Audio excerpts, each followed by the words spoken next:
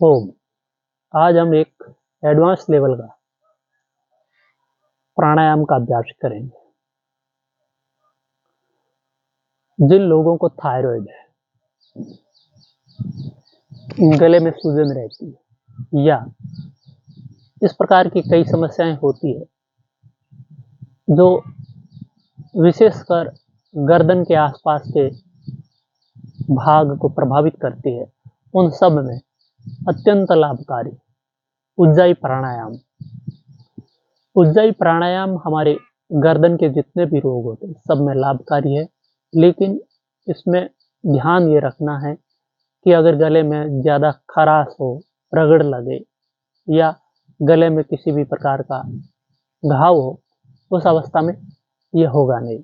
इसलिए जो सही है, जिनका गला ठीक-ठाक है, हल्की-फुल्की समस्या है, उनके लिए ये बहुत बढ़िया है और अगर नियमित करेंगे तो हमारा गला हमेशा साफ और अच्छा बना रहेगा। इसके लिए उज्जाई प्राणायाम का अभ्यास करेंगे। सबसे पहले गले को हल्का-सा अंदर से टाइट करना है।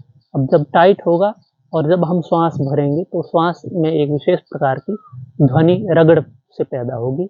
वो ध्वनि धीरे-धीरे करते रहें और पूरा श्वास भरना है। फिर कोई अभ्यास नहीं करते हुए श्वास को छोड़ना है। अब इसका प्रयास करते हैं। श्वास हमेशा नाक से ही लेना है।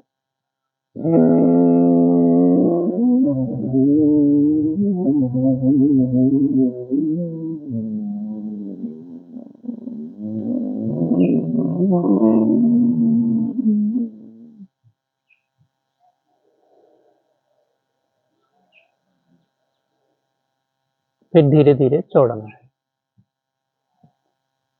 शुरुआत में इसके 2 से 3 अभ्यास करें।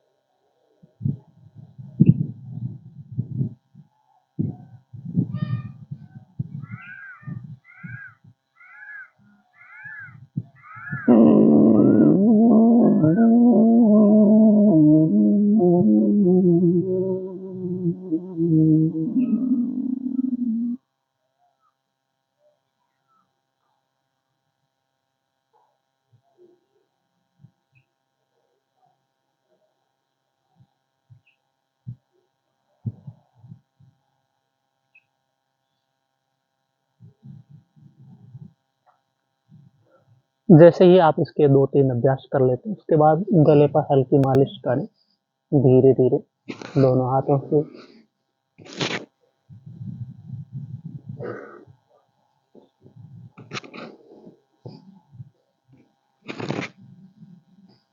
तो ये थायराइड है जिनको या गले की कोई समस्या प्रारंभिक अवस्था में है,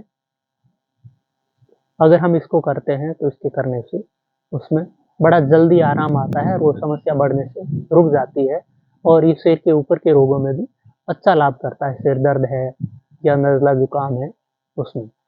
कई लोगों को ये करने से खांसी आ सकती है, तो जहाँ खांसी आए वहीं रुक जाएँ। जैसे एक बार किया खांसी आ गई तो रुक जाइए, उसके बाद मत करिए, फिर दूसरे दिन करिए वापस।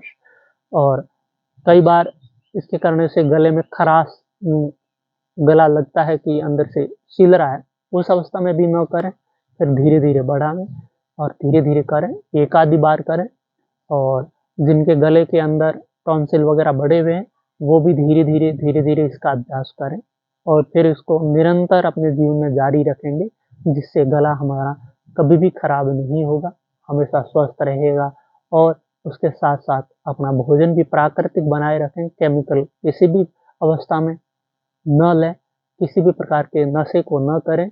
अगर हम नशा करते हैं या केमिकल खाते हैं तो उससे हमारे गले में बहुत ज़्यादा नुकसान होता है। इसका नाम जो है योग में विष शुद्धि शक्र है। विष शुद्धि शक्र यानी कि जितना भी हम विषैली चीज़ें हम खाते हैं, जो नशीली चीज़ें खाते हैं या कुछ केमिकल खाते हैं जो किसी भी दवा के रूप में है, अगर हम उसको खाते हैं तो उसका सबसे ज़्यादा जो प्रभाव पड़ता है हमारे गले पर विष शुद्धि शक्र में पड़ता है, थायरॉइड ग्लैंड्स पर। वहाँ पर वो विष इकट्ठा होना प्रारंभ हो जाता है। सबसे पहले सारा विष यहाँ का कंठ में इकट्ठा होता है। भगवान शंकर ने जब विष पिया था तो उसको गले में फंसा लिया था, यानी कि उनकी जो ये विष शुद्धि चक्र है वो बहुत एक्टिव था, उसकी वजह से वो उस विष को पेट में जाने से बचा पाए। अगर पेट में चला जाता तो कोई नहीं रोक सकता, इसलिए उसको हमारा शरीर सबसे पहले यहीं पर पचाने का प्रयास करता है, रोकने का प्रयास करता है। वो ग्लैंड्स अपने अंदर खींच लेती है। जब वहाँ से विष ज़्यादा मात्रा में जम जाता है तो वो सूज जाती है, वो बड़ी हो जाती है, और जब वो बड़ी होती है तो गले की समस्याएं प्रारंभ हो जाती है।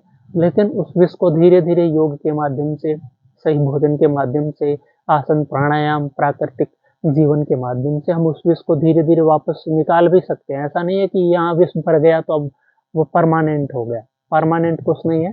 धीरे धीरे हम गले के विष को साफ कर सकते हैं, लेकिन उसके लिए एक तरीका है, एक व्यवस्था है। जैसा हमने पिछले विष इकट्ठा करने की जो जीवनचर्या अपनाई थी, उस जीवनचर्या में बदलाव करते हुए ऐसी जीवनचर्या को अपनाना है जो हमारे शरीर के विषों को बाहर कर दे। तो ये प्राकृतिक जीवन शैली, इसके ऊपर भी आप जब हमारी वीडियो देखेंगे तो आपको पता लग जाएगा कि हमारी प्राकृतिक जीवन शैली क्या होती है। तो जुड़े रहे हमारे साथ और करते रहें नियमित योग। ओम।